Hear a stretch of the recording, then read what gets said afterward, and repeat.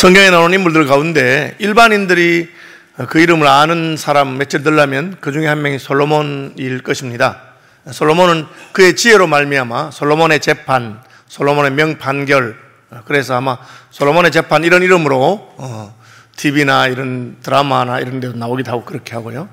또 솔로몬은 그의 부요함으로 솔로몬의 재산이 얼마나 많았는지 인류 역사상 가장 부자 중에 한 명이었다 그렇게도 나옵니다.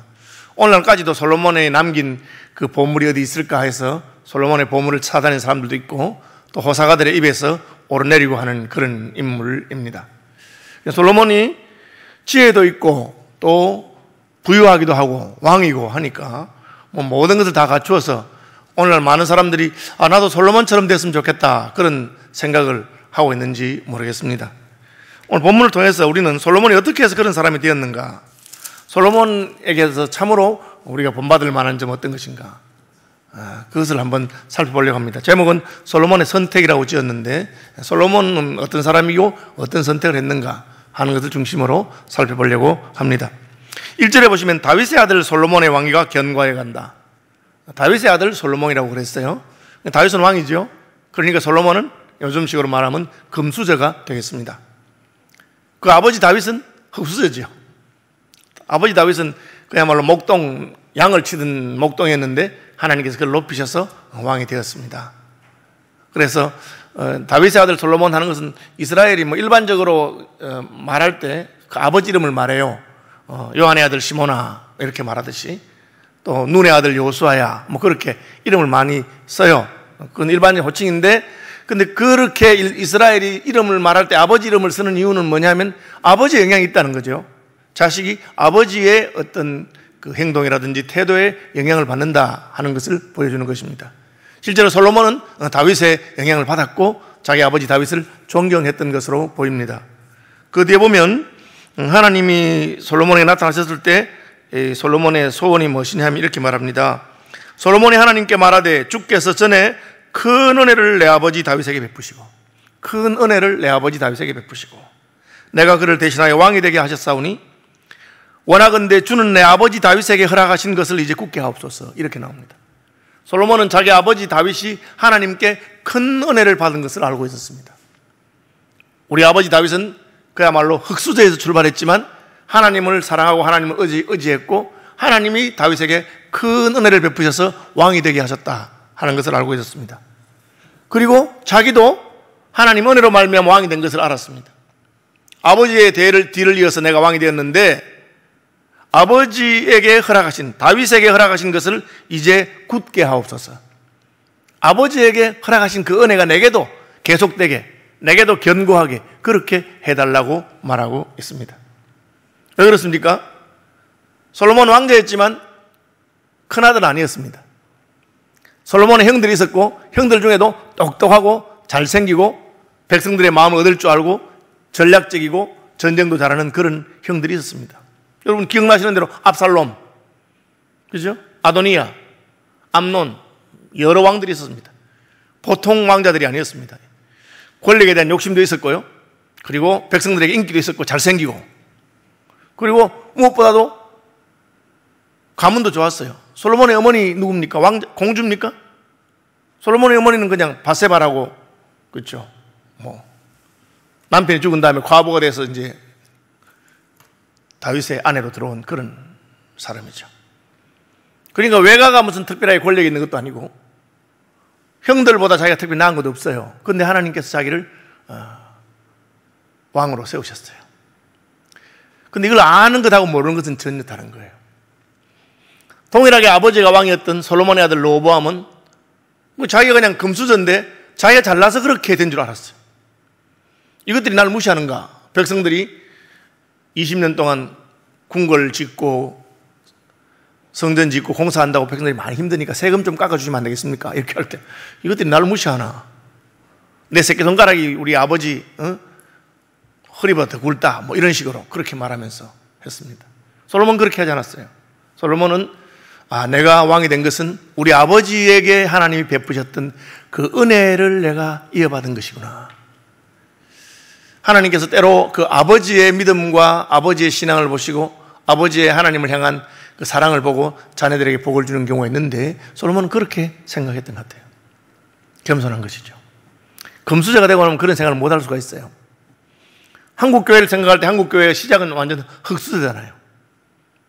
일제 36년 동안 신사참에 반대한다고 믿음 있는 사람을 다 감옥에 가두고 막 고생하고, 해방되고도 6.25 전쟁이 터져서 예수 믿는 사람들, 손양원 목사님 같은 분들 다 순교당하고, 뭐 그렇게 북한의 평양이 한국의 예루살렘이라고 한때 그랬는데 다 쫓겨나서 남한으로 오고 빈손 들고 오고 그렇게 했잖아요. 그런 중에도 하나님께 부르짖어서 하나님 은혜로 이렇게 조국 교회가 성장한 것이죠. 전 어릴 때 그 흙바닥에 가만히 깔아놓은 예배당에서 예배드린 기억도 나요. 그러니까 그냥 교회당 건물이긴 하지만 그냥 블록으로 그냥 단만 세우고 천장은 스레트 지붕에 여름 되면 뜨겁고 막 그런 기억도 나요. 그런데 하나님께서 조국 교회를 이만큼 키우게 하시고 한국에 개신교가 1등이에요. 불교를 넘어섰어요. 인구조사에서. 그런데 그렇게 흑수저였던 시절에는 하나님을 의지하다가 금수저가 되면 이게 교만하고 자기 잘난 줄 알아서 그런 사람들이 참 많습니다. 우리 다음 세대들만 해도 그냥 이렇게 고생 안 해봤기 때문에 그냥 당연히 우리는 이렇게 해야 되는 것처럼 그럴 수 있는데, 솔로몬이 그런 점에 있어서 겸손하고 하나님의 은혜로 말미암아 자기가 된 것을 알고 있었어요. 그래서 1장 1절에도 그렇게 되어 있어요. 그의 하나님 여호와께서 그와 함께 하사 심히 창대하게 하시니라. 그의 하나님 여호와께서 그와 함께 하사 심히 창대하게 하시니라. 하나님이 함께 하셔야 창대하게 된다 하는 것을 솔로몬이 알았던 것 같습니다. 그래서 그는 왕이 되자마자 처음 행사, 첫 번째 행사가 무엇이느냐.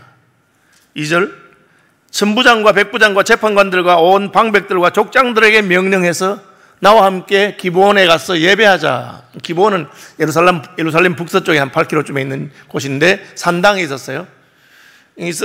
이스라엘은 원래 이제 그 성전이 세워지기 전에 성막이 있죠. 실로에 있는 성막이 있는데 그 실로에 있는 성막을 아마 이리 옮겨왔는 것 같기도 하고요. 조금 애매합니다. 표현이 애매한 게 있지만 어쨌든 거기에 실로에 있는 산당을 옮겼는지 기브온에 회막이 있다. 하나님 모세 때 지었던 회막이 있다고 되어 있어요. 그래서 그 다윗이 언약궤를 둘 성전을 짓고 싶어 했는데 이제 못 짓고 그냥 거기 두었는지 어쨌든 그렇게 됐어요. 그래서 솔로몬이 자기 신하들을 다 데리고 갑니다. 왜 그렇게 하죠? 그래서 나의 개인적인 업무가 아니고 내가 개인적으로 그냥 예배하러 간다. 지금 사실은 공인에 하는 것은 개인적인이 아닌 논란이 많잖아요. 일본의 전 총리는 아베가 신사 참배하러 가는데 나 개인적으로 간다면 내가 총리로 가는 게 아니다. 그래도 계속 우리나라에서 기분이 나쁘고 총리가 왜 거기 가느냐? 그렇게 하잖아요. 그래서 개인적인 행동일 수도 있는데 솔로몬은 그렇게 하지 않고 다 불렀어요. 장관들, 내각을 다 부르고 또 도지사도 부르고 다 데리고 간 거예요. 그것은 개인적인 행동이 아니라는 거죠. 왕으로서의 공식적인 행사입니다. 첫 번째 행사가 뭡니까? 기브온 산당에 가서 하나님 앞에 제사하는 것입니다. 그 의미는 무엇이겠어요? 이 나라는 하나님이 통치하시는 나라라는 거죠. 내가 왕이지만 왕은 아무에게도 고개를 숙이지 않습니다. 북한 보면 알잖아요. 김정일이가 누구한테 고개 숙입니까? 편지 하나 보내서 미안하게 됐다 이러면 막 그냥 와 웬일이야 북한에서. 그런데 지금 하나님 앞에 제사를 드리러 가는 겁니다. 그러니까 내가 왕이지만 이 나라는 하나님이 통치하는 나라라는 것을, 그리고 나 혼자 섬기는 것이 아니고 우리 모든 관료들이, 내각들이 같이 하나님을 섬기는 것을 보여준 것이죠. 일종의 솔선수범이죠. 같이 가는 것입니다. 그것을 보여주는 게 참 중요합니다. 대통령의 행동 하나하나는 무엇이 더 중요한가를 국민들에게 보여주게 되는 것이죠. 솔로몬은 백성들과 함께 하나님 앞에 제사하러 갔습니다. 그것이 첫 번째 공식적인 행사라고 할 수가 있습니다. 심리학적으로 말하면 이 이스라엘 나라는 하나님의 나라를 이 땅에서 보여주는 곳이죠. 하나님이 통치하는 나라는 어떤 나라인가를 보여주는 것입니다. 그래서 대한민국이나 미국이나 이런 나라라기보다는 심리학적으로는 교회를 상징합니다. 이 세상 가운데서 하나님을 섬기는 백성들은 어떻게 행동하느냐, 그 지도자는 어떻게 행동하느냐 하는 것을 보여주는 것이죠. 그래서 솔로몬이 온 관료들과 함께 기부원에 가서 제사 드린 것은 오늘날 우리가 마음을 모아서 온 교인들이 함께 하나님 앞에 예배하는 것을 상징적으로 보여준다고 할 수가 있습니다. 그게 중요하다는 것이죠. 나 혼자 예배하는 것이 중요한 것이 아니고 함께 하는 것이 중요하다. 함께 하나님을 섬긴다. 그 지도자죠. 그러니까 내가 만약에 주일학교 교사라면 나 혼자 예수를 믿는 게 중요한 게 아니고 내가 데리고 있는 주일학교 학생들, 우리 반 학생들이 하나님을 잘 섬기도록 격려하고 독려하고 본을 보이고 그렇게 하는 것이 중요하고, 내가 순장이면 나 혼자 기도하고 나 혼자 예배 드리는 게 아니고 우리 순원들이 어떻게 이런 코로나 상황 가운데서도 하나님을 잘 예배할 수 있도록 격려하고 도우느냐, 그런 것이 필요하다는 것이죠. 솔로몬 왕으로서 모든 백성들을 함께 기브온 산당에 예배하러 갔습니다. 그 다음에 어떻게 예배합니까? 그 유명한 일천번제가 나와요. 여러분 혹시 일천번제, 일천번제 예물 그런 거 보셨는지 모르겠는데 약간 오해가 있는 건데, 솔로몬이 드린 일천번제는 1000날 동안 드린 제사가 아니에요. 어떤 분은 1000번제 하면서 이제 1번, 2번 해서 1000번까지 그렇게 드리는데, 자기 마음이니까 그렇게 드리는 건 괜찮아요. 그러나 솔로몬이 드린 1000번제는 한꺼번에 드린 거예요. 8절이 아니고요. 6절.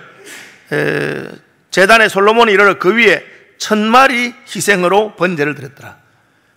송아지를 1000마리를 잡아서 드렸다는 거예요. 제물을 1000번 드린 게 아니고 한꺼번에 1000마리를 잡아 드린 거예요. 왜 그렇게 했죠? 왕이니까 그렇게 한 거예요. 하나님 제사를 드릴 때 짐승을 잡아 드립니다. 송아지를 잡아 드리기도 하고 양을 잡아 드리기도 하고, 형편이 어려운 사람은 비둘기를 잡아 드리기도 하고 합니다. 그렇죠? 한 마리 잡아 드리면 돼요. 2마리, 3마리 드리라 그런 말 없고요. 특별한 경우에 7마리 드리라 그렇게 하지만 1000마리 드리라 그런 말 없어요. 그런데 솔로몬은 1000마리를 잡아 드렸습니다. 왜? 자기가 왕이니까. 왜? 하나님이 복을 주셔서 부자니까. 예루살렘에 백향목이 뽕나무와 같이 흔하고 은이 돌멩이와 같이 흔하던 시대입니다. 이스라엘 역사상 가장 잘 살았던 시대입니다. 부유하죠.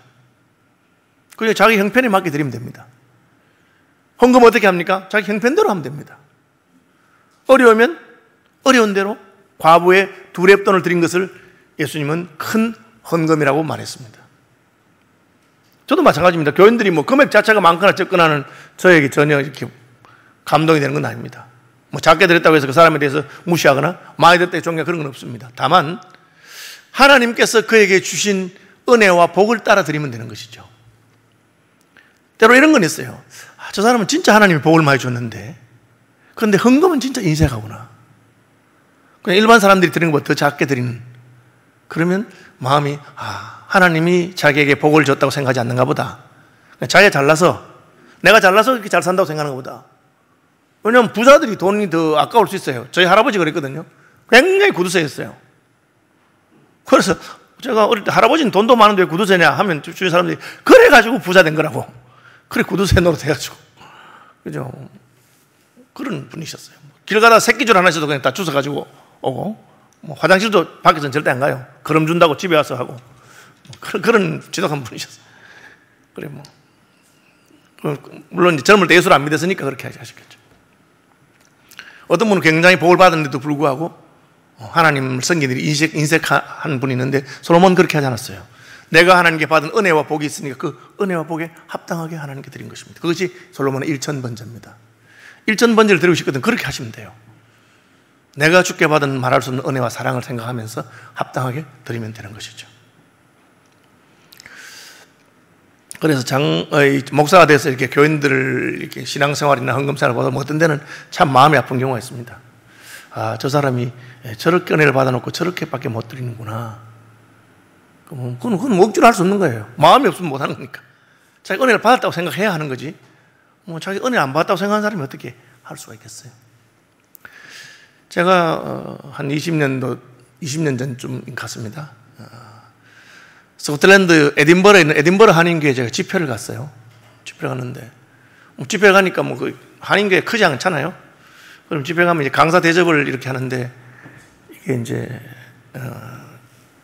2번 제가 대접을 저녁 식사인가 받았는데, 한 번은 너무너무 기뻤어요. 한 번은 그분이 누구냐면은 제가 캠브리지에서 가르쳤던 부인을 제가 성경 공부 가르쳤던 분이 남편인데, 캠브리지 있을 때는 야구방망이 어깨에 메고 있으면서 부인이 교회 갔다 오면은 광신자 물러가라 하고 막 그냥 부인을 때리진 않아요. 그걸 때리면 죽으니까 그냥 그거 들고 위협하는 그런 교수였어요. 근데 이분은 에딘버러 가서 은혜를 받은 거예요. 그래서 제가 캠브리지 있을 때는 그냥 부인이 교회 간다고 집 앞에 서서 광신자 물러가라 하던 분인데, 에딘버러 가서는 은혜를 받아서 교수님인데 자기가 나를 꼭 식사에 초대하고 싶다고. 그래서 제가 가서 너무너무 기뻤어요. 영국의 교수 월급이 그렇게 많지는 않습니다. 그래도 그냥 교수니까 먹고 살만 하죠. 그런데 굉장히 기뻤던 적이 있어요. 또 다른 한 끼는 그 교회에서 제일 형편이 괜찮은 분이 저를 초대했어요. 그런데 그냥 초대한 게 아니고 그 교회의 유학생들, 유학 온 목사님들 있잖아요. 에딘버러 대학 신학부 유명합니다. 뉴칼리지라고. 거기에 다 불러서 여러 명이 같이 갔어요. 그래서 제가 어쩌겠어요. 강사 덕에 이제 우리 후배 목사들이 유학 왔는데 같이 먹으러 가는구나. 갔는데 가는 길에 이제 가고 있는데 후배들이 전부 다 입이 이만큼 튀어나와 있는 거예요. 얻어 먹으러 가면서 입이 나올 이유가 없잖아요. 제가 왜 그러나 하니까 수근수근 하면서 아이고 오늘 어느 집사가 우리 밥 먹으러 같이 오라 했다면서, 이야 무슨 세상에 무슨 이런 날도 있네 하고, 또 그러면 음식을 실수로 너무 많이 주문해가 남았나? 이런 이야기를 하는 거예요. 그래서 물어보니까 그분은 그 교회에서 형편이 제일 좋은 분인데도 그렇게 인색할 수가 없다는 거예요. 교회 일이든지 사람을 대접하는 일에 한 번도 남에게 뭘 대접하는 법이 없어요. 혹시 이렇게 주면 자기 먹다 남은 거 그렇게 한대요. 근데 그분이 강사 대접한답시고 우리까지 불렀으니까 참 신기하다 이런 식으로 막 얘기하는 거예요. 그래서 제가 좀 마음이 안 좋더라고요. 주제 넘긴 하겠지만 이야기 한마디 해야 되겠다 싶어서 식사하기 전에 제가 이렇게 말했어요. 집사님 오늘 이렇게 식사 초대해 주셔서 감사한데, 식사는 집사님 초대했지만 대접은 제가 하는 겁니다. 이렇게 말했어요. 그러니까 이분이 못 알아들어. 무슨 말인지 못 알아들어. 그래서 제 마음은 밥 한 끼 먹어도 되고 안 먹어도 되고 여기서 괜찮은데, 저는 집사님이 초대해서 먹어주는 거고, 제가 마음이 기쁘면 기도할 때 이렇게 기도합니다. 저는 하나님 오늘 이 가정에 내가 받을 복을 다 나눠주십시오. 그렇게 기도합니다. 그럼 밥 한 끼보다 그 기도가 저는 더 가치가 있다고 생각하는 사람이에요. 내가 받을 복을 이 가정에 나눠달라고 하니까. 그렇죠? 자기가 그냥 대접하면 다 안 줄 아는 모양인데 모르는 거지. 내가 와서 먹어주는 건 고맙게 생각해라. 이런 식으로 저는 말했어요. 근데 못 알아듣더라고요. 그냥 그렇게 말했어요. 야, 대접하고도 이렇게 먹으러 온 사람들 마음을 상하게 할 수도 있구나. 그걸 잘 대접하셨어요. 왜? 평소에 그가 하는 게 그러니까. 솔로몬은 왕이잖아요. 부자잖아요. 하나님 앞에 제사 드리면 어떻게 할까 생각해보니까 그냥 해서는 안 되겠다 생각한 거야. 왜? 내가 받은 복이 많으니까. 그래서 1000마리를 잡아라 한 거야. 1000마리를. 1000마리 잡는 건 모세의 룹에 있는 거 아니에요. 그러나 왕이니까 그렇게 해버린 거야. 그러니까 보는 사람들이, 야, 하나님은 저렇게 생기는 거구나. 나도 이제 나중에 부자가 되면 저렇게 해야 되겠구나. 그렇게 본대로 하는 겁니다. 그리고 하나님께서 우리의 제사를 받으시고 하나님께서 우리의 마음을 받으실 때 어떤 일이 났느냐. 그날 밤에 하나님이 찾아오셨어요. 그래서 솔로몬아, 너 소원이 뭐냐? 그 하나님 하신 거예요. 그날 밤에 하나님이 솔로몬에게 나타나 그에게 이르시되 내가 내게 무엇을 주랴? 너는 구하라. 내가 뭐 줄까? 말만 해라. 하나님 대단하시죠? 무엇을 줄까? 구하기만 하면 주겠다는 거예요. 왜요? 하나님 능력이 있잖아요. 하나님의 능력이 있기 때문에 무엇이든지 우리가 구하는 바를 들으실 수 있는 분이에요. 왜요? 하나님 줄 마음이 있으니까. 능력도 있고 마음도 있는 분이에요. 여러분, 그거 잊어버리지 마시기 바랍니다. 우리가 믿는 하나님은 능력도 있고 주실 마음도 있는 분입니다. 그래서 말만 해라는 거예요. 저는 이제 아버지가 되고 할아버지가 됐는데 자식이나 손주가 뭘 달라면 안 주겠어요? 줍니다. 제가 능력이 없어서 못 주는 거지 형편만 되면 줍니다. 그거 주는 게 자기 자식이나 손주한테 안 좋다고 생각해서 안 주는 거지 좋다고 생각되면 다 줍니다. 그것이 아비의 마음입니다. 예수님께서도 너희가 악한 아버지라도 자식에게 좋은 것으로 주는데 하물며 너희 천부께서 구하는 자에게 좋은 것을 안 주겠느냐? 준다 이렇게 말했거든요. 그러니까 솔로몬이 하나님 마음에 딱 드니까 하나님이 뭐 필요한 거 없나? 말만 해봐. 그렇게 한 겁니다. 여러분 같으면 뭘 달라 하시겠어요? 내 소원이 무엇이냐? 그럼 아이고 목사님 뭐 말이라고 합니까? 돈벼락이지 돈벼락밖에 해주십시오. 뭐 이렇게 솔로몬이 그걸 안 구했어요. 취직하게 해주십시오. 출세하게, 공무원 되게 해주십시오. 그죠? 되게 해달라고 구하고 싶은 게 얼마나 많아요, 우리가. 근데 솔로몬이 그런 걸 안 구했어. 놀라운 사실은 이때는 아직까지 솔로몬이 하나님께 지혜를 받은 때가 아니라, 아니, 지혜도 없는데도 그냥 솔로몬이 그냥 그렇게 말하니까 딱 한 가지 달라고 그랬어요. 8절부터 나옵니다. 솔로몬이 하나님께 말하되 주께서 전에 큰 은혜를 내 아버지 다윗에게 베푸시고 내가 그를 대신하여 왕이 되게 하셨사오니 여호와 하나님이 원하건대 주는 내 아버지 다윗에게 허락하신 것을 이제 굳게 하옵소서. 아버지에게 큰 은혜를 주셨는데 그 은혜가 계속되게 해주십시오. 주께서 나를 땅에 티끌같이 많은 백성의 왕으로 삼으셨사오니 주는 이제 내게 지혜와 지식을 주사 이 백성 앞에서 출입하게 하옵소서. 이렇게 많은 주의 백성을 누가 능히 재판하리까? 이게 무슨 말입니까? 하나님, 나 자격도 별로 없는데 하나님 은혜로 아버지가 받은 그 은혜를 이어받아서 내가 왕이 되었는데 왕이 되고 보니 이 백성들을 잘 다스릴 실력이 없습니다. 하나님, 제가 왕노릇 잘 할 수 있도록 제게 지혜와 지식을, 백성들을 재판할 수 있는. 그래서 솔로몬의 판결이란 말이 나온 거예요. 여자 둘이 서로 산 아기는 자기 아기고 죽은 아기는 저 상대방 걸 하는데 누구 애기인지 솔로몬이 딱 통찰력을 발휘해서 살아있는 애도 반으로 가르고 죽은 애도 반으로 갈라줘라 이러니까 진짜 엄마는 가슴이 불타는 듯해서 아닙니다, 제가 양보하겠습니다, 제가 양보하겠습니다, 죽이지 마세요. 가짜 엄마는 그래, 그러자, 반씩 가르자. 왜? 어차피 자기는 죽었으니까. 그게 인생의 마음이잖아요. 그 마음을 드러내는 통찰력을 가지고 딱 제가 진짜 엄마라고 그렇게 말하잖아요. 하나님 지혜를 주셔서 그렇게 한 겁니다. 보통 사람이 할 수 있는 건 아니죠. 솔로몬이 하나님 지혜와 지식을 주셔서 내가 이 백성들을 잘 재판할 수 있도록 해주십시오. 그렇게 하니까 하나님, 이야, 너 대단하다. 너 대단하다. 왜 돈도 안 달라고? 하나님이 솔로몬에게 이르시되 이런 마음이 내게 있어서 부나 재물이나 영광이나 원수의 생명 멸하기를 구하지 아니하고 장수도 구하지 아니하고. 오래 살고 싶잖아요, 우리가. 9988 1234 100살까지 팔팔하게 살고 싶다. 그런 거 없어요. 돈 벼락 좋은 것만 하나도 안 구하고 하나님이 제게 주신 그 자격 없는 자가 왕이 되는데 왕노릇 잘하게 해주십시오. 이렇게. 이게 하나님 주신 소명을 잘 감당해달라는 거죠. 여러분 그렇기도 하시겠어요? 하나님, 네 소원이 무엇이야? 하나님, 제가 어쩌다가 시민교회 주일학교 교사가 됐는데 교사 노릇 좀 제대로 감당할 수 있도록. 제가 순장이 됐는데 우리 순원들 참 하나님 잘 믿음으로 잘 양육하고 잘 기를 수 있도록. 제가 장로가 됐는데 이 양떼들을 잘 돌볼 수 있는 그런 은혜를 주십시오. 그걸 구한 거라. 그러니까 하나님이 너무 허무하신 거야. 여러분, 제사를 정성껏 들여서 하나님 받으시니까 기뻐서 소원이 무엇이냐? 소원이 무엇이냐니까 하나님 마음에 쏙 드는 말 한 거예요. 그러니까 하나님, 오냐, 주마. 나도 네가 그렇게 했으면 좋겠다. 하나님도 원하시고 나도 원하는 걸, 하나님이 원하는 것 내가 원하는 거 맞췄어. 이것을 예수님식으로 말하면 너희는 먼저 그의 나라와 그의 의를 구하라. 그리하면 이 모든 것을 너에게 다 하시리라. 주마. 그리고는 너 그것을 구했으니 네가 구하지 아니한 부와 재물과 영광도 주리라. 내가 내게 지혜와 지식을 주고 부와 재물과 영광도 주리니 내 전의 왕들도 이런 일이 없었거니와 내 후에도 이런 일이 없으리라 하시니라. 내 전의 왕이 누구예요? 다윗이잖아요. 사울이잖아요. 그런데 그 이상 줘버립니다, 하나님. 여러분, 기도를 잘해야 됩니다. 우리는 하나님이 별로 주고 싶지도 않고 주면 저게 좋겠나 싶은 그런 걸 자꾸 달라 하니까 그래도 계속 달라면 주는 수가 있어요. 한번 받아보라고, 그게 좋은지 나쁜지. 받아보면 별로 안 좋거든, 나중에 보면. 하나님 마음에 합한 걸 탁 구하니까 하나님이 그것도 주고 다른 것도 다 주신다. 이 솔로몬의 선택이지요. 솔로몬이 가장 지혜롭게 선택한 것입니다.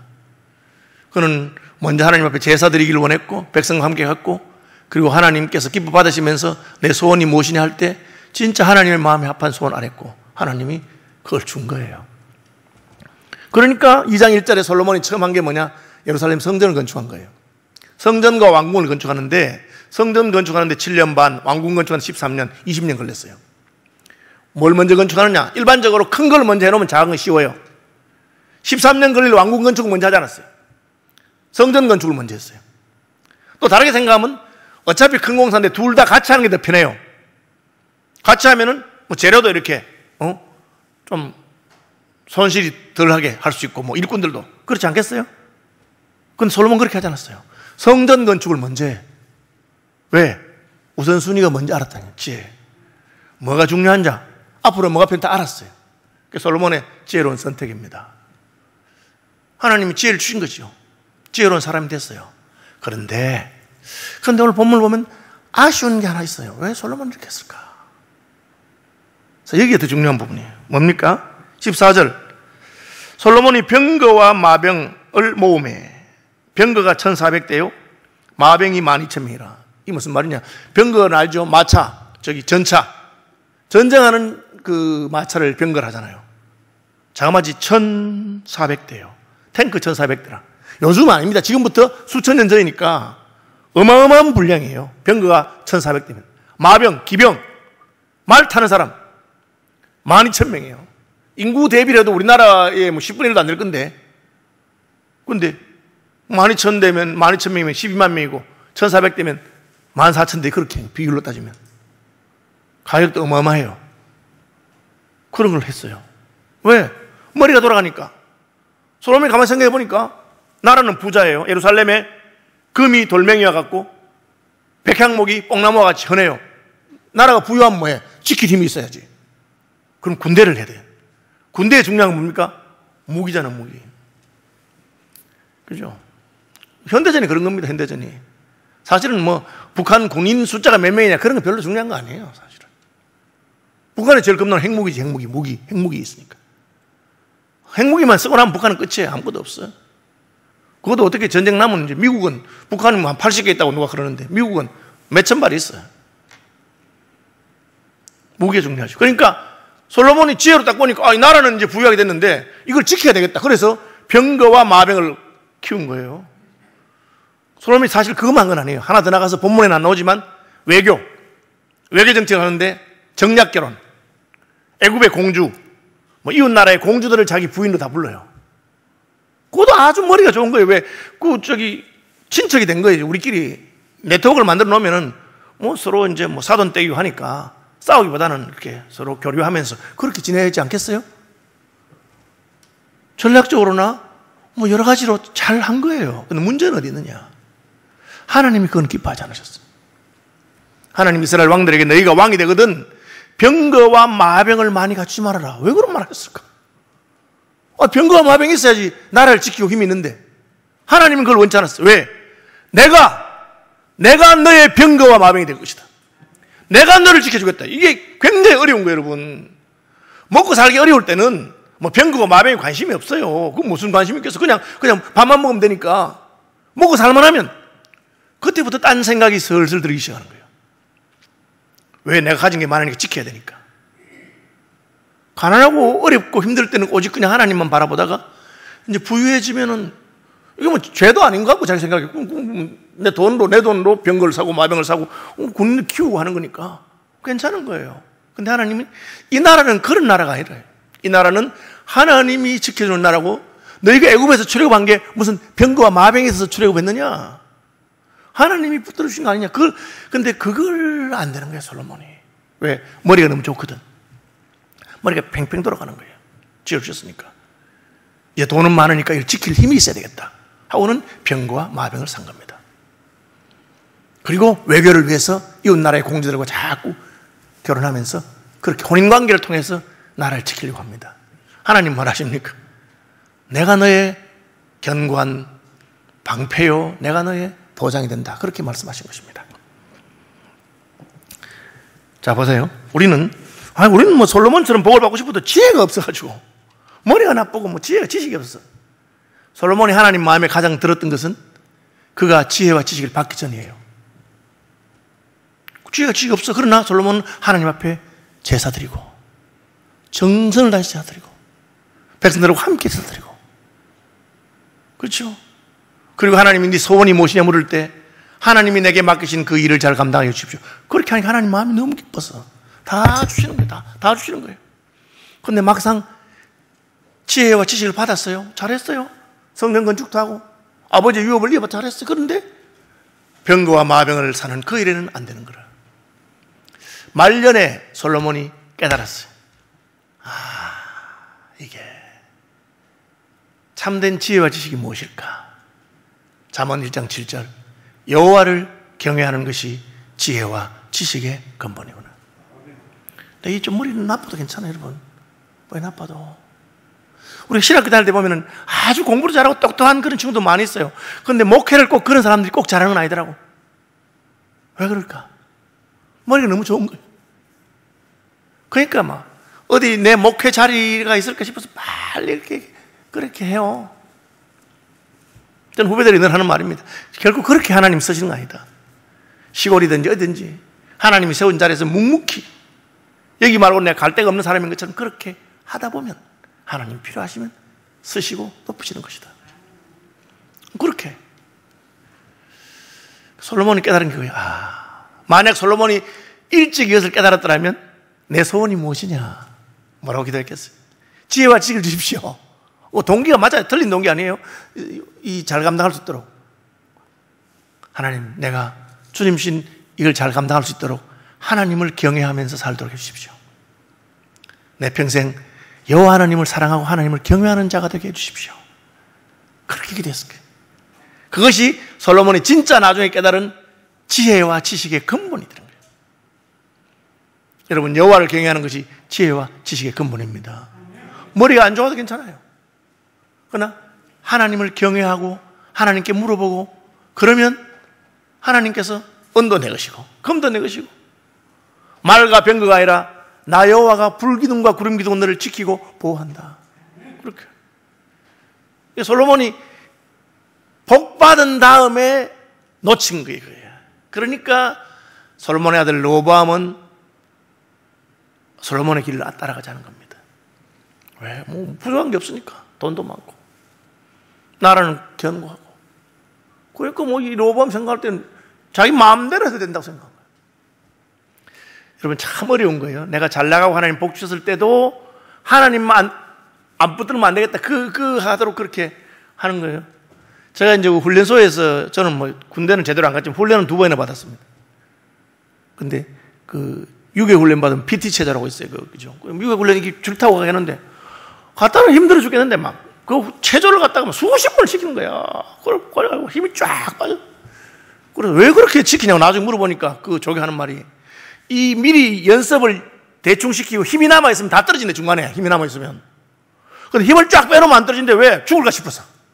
힘이 딱 빠져가지고 이제 막 완전히 그냥 이거 잡고 줄 타고 가는데 금방 떨어지고 후들후들 떨어질 것 같아. 그러니까 막 이거 떨어지면 죽는가 싶어서 막 얼마나 힘껏 잡는지 안 떨어진대. 그 저는 참 오래 기억이 나더라고요. 야, 이게 인생이 하나님 말고는 내가 의지할 게 없다 싶으면 그냥 꽉 붙들고 있고 하나님 말고 나는 부도 있고 병거도 있고 마병도 있고 그러면은 나도 모르게 그래. 여러분, 이걸 기억하시기 바랍니다. 저도 참 잘 안 되죠. 저도 어디 나갈 때 지갑에 돈이 좀 있으면 든든하고 그거 없으면 마음이 이상하고. 사실 하나님은 전혀 뭐 달라진 게 없잖아요. 내가 의지하는 분이 하나님이신데도 인생이 그런 거란 말이에요. 솔로몬이 가장 지혜로운 선택을 한 게 언제냐? 그거 아직 하나님께 지혜도 받기 전에 나는 자격이 없는 자인데 하나님 은혜로 왕이 되었어. 하나님 날 도와주지 않으면 이거 못하겠습니다. 그런 마음으로 하나님께 나갈 때입니다. 일평생 우리도 그런 선택하는 하나님 백성들 되시기를 축복합니다.